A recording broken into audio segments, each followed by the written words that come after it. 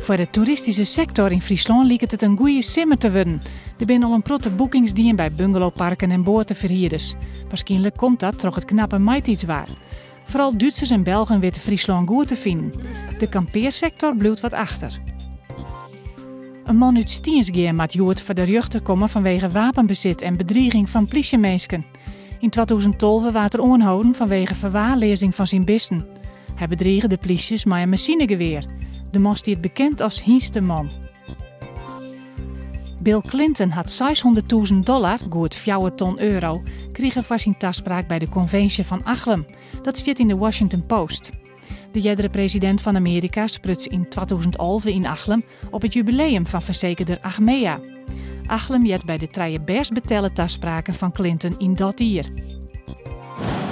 9 Cambuur-supporters moeten Joert voor de politierechter komen vanwege wangedrag op 1 april. Dat krijgt bekend weer dat Dwight Lodewegers naar sportclub Heerenveen gaan zoeken. Ze werden beschuldigd van ieperlijk geweld, vernieling en bedreiging. Joen en vannacht komen ze op een bui. Het wordt 9 graden en de wind komt uit het noordwesten. Morgen mogelijk nog een buien. Het wordt warmer, het kan 21 graden worden en er is geregeld zinnen.